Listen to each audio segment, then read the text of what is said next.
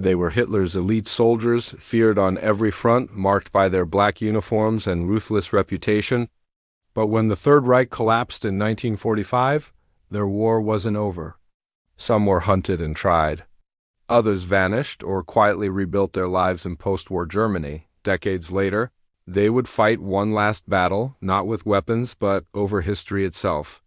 May 1945, Nazi Germany had fallen. Across Europe, hundreds of thousands of Waffen-SS soldiers were laying down their arms. Once Hitler's so-called elite, they now found themselves prisoners of war or fugitives in a shattered continent. In the immediate aftermath of surrender, the Allied powers issued orders for the total dissolution of the SS and all its branches. Units of the Waffen-SS, from frontline divisions like Leibstandarte Adolf Hitler and Das Reich to auxiliary formations drawn from occupied territories, were rounded up by American, British, and Soviet troops. Thousands were marched into captivity, often in the same uniform that had made them a symbol of terror just weeks before. The legal reckoning came quickly.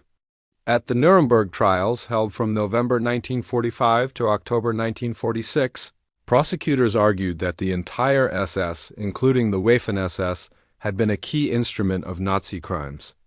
On the 30th of September 1946, the International Military Tribunal formally declared the SS a criminal organization. That judgment meant that simply belonging to the Waffen-SS could constitute a crime, though exceptions were made for those conscripted after 1943 or proven to have avoided ideological involvement. Denazification courts sprang up across occupied Germany, sorting millions of former Nazis into categories from major offenders to followers. For Waffen-SS members, verdicts depended heavily on rank, theater of service, and local politics. A few well-known figures, such as S-Brigadier Kurt Meyer of the 12th SS Panzer Division, were tried and imprisoned for atrocities in France and Belgium. Others faced military tribunals for their roles in Italy, the Balkans, or the Eastern Front, but the vast majority of lower-ranking men were released within months. Their records marked, but their lives largely intact. Conditions in post-war camps were harsh. Many prisoners were kept in improvised enclosures under the open sky, struggling with disease, hunger, and uncertainty. Allied authorities, faced with millions of detainees, focused on identifying high-ranking or notorious offenders. Those not immediately prosecuted were gradually released during 1946–47, often with no clear future. Some returned to ruined towns in Germany or Austria. Others drifted through displaced persons camps in Allied zones. A minority chose flight. With forged papers and sympathetic networks, a number of ex-Waffen-SS officers escaped Europe altogether. Karl Nikolausilek, a former panzer commander, reached Argentina in 1948, where he built a quiet life under Juan Perón's regime. Similar routes took fugitives to Spain, Syria, and even Egypt. These escapes later fueled stories of Nazi rattlins organized by clerical or intelligence circles, claims that remain partly documented, partly debated. For those who stayed, the early post-war years brought disillusionment. The name Waffen-SS had become synonymous with brutality and fanaticism. Their veterans were excluded from employment, pensions, and even from official war grave commemorations. By 1948, Germany's new political authorities, under Allied supervision, still considered the Waffen-SS a criminal entity, not a branch of the army. In less than 3 years, a force that had once numbered nearly 1 million men was reduced to scattered individuals, each facing judgment or obscurity. Their collective reputation was sealed in the courtroom at Nuremberg, but their individual fates were only beginning to unfold. 1949 to 1960s. The creation of the Federal Republic of Germany in May 1949 marked a new chapter not only for the nation but also for the men who had worn the black uniform.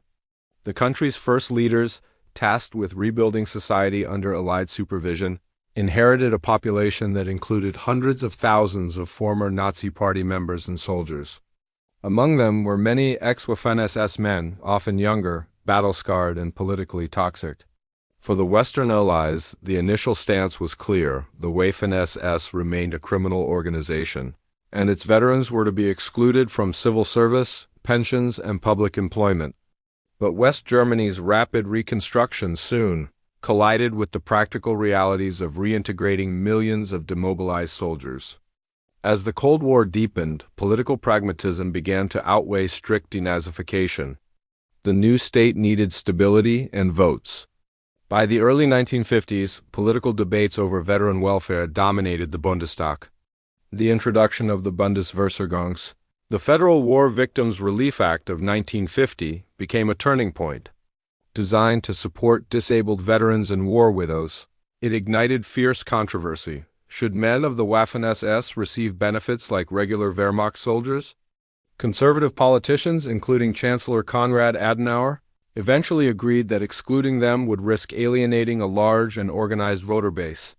In 1953, Adenauer publicly declared that the men of the Waffen-SS had fought as soldiers, just like others. That statement carried heavy symbolic weight. It signaled West Germany's quiet shift toward normalizing Waffen-SS veterans as part of the broader soldier community. In practice, it meant many former SS men could now claim limited pensions, especially those who could show post-1943 conscription rather than voluntary enlistment. By 1956, the issue extended to the newly formed Bundeswehr, West Germany's modern army. The question arose: could ex-SS men serve again? In theory, they could. In practice, only a fraction were accepted. Records show that by September 1956, out of 3,117 former Waffen-SS applicants, just 508 were approved. The rest were rejected for ideological concerns, criminal records, or pressure from Allied advisors who feared the Bundeswehr could inherit a tainted legacy. Still, those who made it back into uniform often kept quiet about their wartime pasts. Beyond official structures, former Waffen-SS men found work in factories, construction, or small business. Their military discipline and network of comrades sometimes helped them find jobs, though stigma lingered. In towns and cities across West Germany, many avoided discussing their service, instead blending into the collective silence that characterized the 1950s, when most Germans preferred to look forward rather than back. Yet the wounds of recognition and justice remained raw. For many victims of the regime, the idea that Waffen-SS veterans could collect pensions felt like moral betrayal. Survivor organizations and left-leaning newspapers condemned the policy, while conservative outlets defended it as reconciliation. Historians today still note that economic reintegration often came long before moral reckoning. By the early 1960s, West Germany's economy was booming. For most ex-Waffen-SS men, life had stabilized, but resentment simmered beneath the surface. Many felt they had been abandoned, vilified, or denied proper recognition for their wartime sacrifice. Those grievances would soon find an organized voice, a movement that would reshape how post-war Germany remembered its most controversial soldiers. In the early 1950s, as West Germany rose from the ruins, former Waffen-SS officers began to organize. In 1951, a group led by Paul Hauser, Otto Kumm, and Felix Steiner founded He die Hilfsgemeinschaft auf Gegenseitige der Angehörigen der ehemaligen Waffen-SS, translated roughly as the Mutual Aid Association of Former Waffen-SS Members.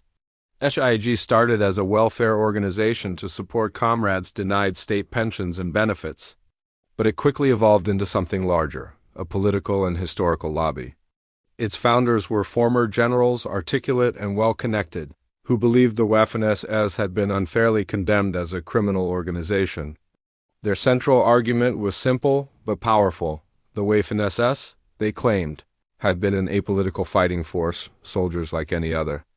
This narrative found an audience. West Germany's conservative politicians, facing tight elections and keen to mobilize veterans' votes, began to court HIG. Chancellor Adenauer met privately with its leaders, and prominent figures like Franz Josef Strauss addressed veteran rallies. In 1953, Adenauer's public comment that Waffen-SS men had fought as soldiers just like others, was partly the result of HIG lobbying. By the mid-1950s, HIAG had branches across West Germany and claimed tens of thousands of members. It published magazines such as Der Freiwillige, The Volunteer, organized reunions, and even financed the publication of memoirs that reframed SS divisions as elite military units rather than ideological forces. Paul Hauser's 1953 book, Soldaten wie andere auch, Soldiers Like Any Other, became the cornerstone of this myth. HIAG's influence peaked in the 1960s. Some former SS officers managed to secure public positions, and commemorative events for Waffen-SS divisions were often covered by local media without criticism. But as Germany's younger generation confronted the Nazi past more directly during the 1970s, public tolerance began to erode. Historians and journalists exposed HIAG's revisionist tendencies and its efforts to minimize war crimes. In 1978, a Der Spiegel investigation revealed HIAG's deep political ties and attempts to pressure officials on pension reforms. The scandal marked a turning point. Mainstream political parties began to distance themselves, and HIAG's credibility weakened. Yet the group remained active for another decade, sustained by aging veterans determined to defend their version of history. By the 1980s, HIAG's membership was declining. The association fought local battles over memorials and cemetery plaques, while anti-fascist organizations protested Waffen-SS reunions. In 1992, facing dwindling ranks and public disapproval, HIAG officially dissolved. When HIAG disbanded in 1992, many believed the debate over the Waffen-SS would finally fade into history. But the legacy of those men and the myths surrounding them proved remarkably persistent. Even decades after the last Waffen-SS divisions ceased to exist, their story continues to shape discussions of war memory, justice, and national identity in Germany and beyond.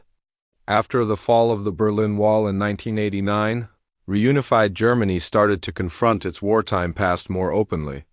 Newly opened archives and survivor testimonies revealed how Waffen-SS units operated alongside the security police and Einsatzgruppen, disproving the long-standing myth of a clean, purely military force.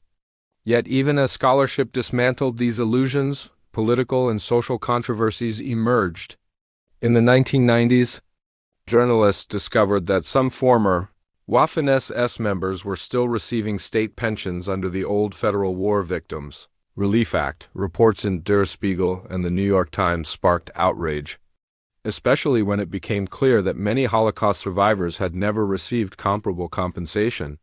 Successive German governments debated reforms, but pension laws, rooted in post-war legal compromises, proved difficult to undo. Beyond Germany's borders, the Waffen-SS legacy took on new and troubling forms. In parts of Eastern Europe, especially the Baltic states and Ukraine, veterans of locally recruited SS divisions began to be commemorated as national fighters against Soviet occupation. Annual march in Riga honoring the 5th, 10th, and 19th Latvian SS divisions drew sharp criticism from Jewish organizations and the European Parliament.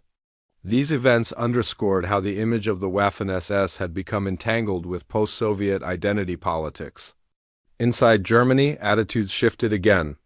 By the 2000s, open admiration for the Waffen-SS was taboo. Displaying SS symbols was banned under Section 86A of the Criminal Code, yet far-right groups online continued to use S imagery, portraying the Waffen-SS as models of strength or European brotherhood. German authorities have cracked down repeatedly, calling it a threat to democracy. In academic circles, the conversation moved from moral judgment to historical context. Scholars like Sjenk Neitzel and Peter Longerich analyzed how ideology, discipline, and violence fused within the Waffen-SS structure. Their research emphasized that the organization was never separate from Nazi politics; it was its armed extension. At the same time, social historians explored how post-war Germany's silence toward the Waffen-SS reflected the nation's broader struggle with guilt and memory. Today, few Waffen-SS veterans remain. Their associations have vanished, but their legacy endures in the debates, books, and myths that still surround them. 80 years later, their story remains a warning about how easily history can be reshaped and how long its echoes can last. If you found this video insightful, watch What Happened to the Hitler Youth After W. Next, a look at how one of Hitler's most devoted organizations faced the end of the Reich and the struggle to rebuild its members' lives. Like this video, subscribe, and hit the bell for more history inside. Thanks for watching.